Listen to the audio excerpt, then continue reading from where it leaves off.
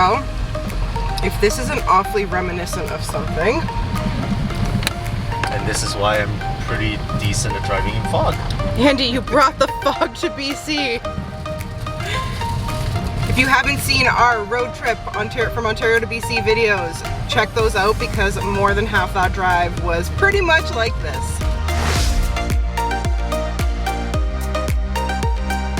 We're currently driving home from a weekend away on top of a mountain, and it's been raining all morning, which means it is super foggy. So we're bringing you our top 5 tips that you can use when you're driving in the fog.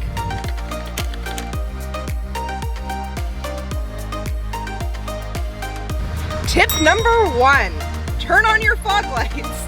They are there for a reason, and the reason is fog. Andy's gonna explain why you want to use your fog lights instead of your high beams. Right, and that's tip number 2. Do not use your high beams.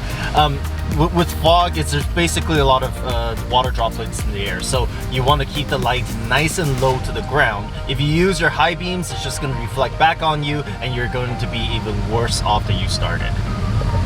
And that brings me to tip number 3, which is kind of an obvious one, but can never be understated.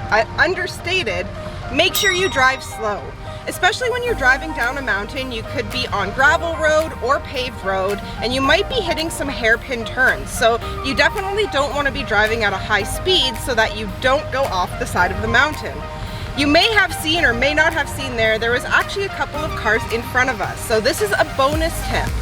If there's a lot of cars behind you and you're feeling uncomfortable with how close they're driving or the speed that they're taking, don't hesitate to pull over and let them pass before you continue on. And that brings us to tip number 5. Okay, so tip number 5 is another driving one. Stick to your side of the road. If it's foggy for you, it's foggy for the other side, the other people too, and people tend to drive very close in the middle, and with the reduced visibility, you'll crash.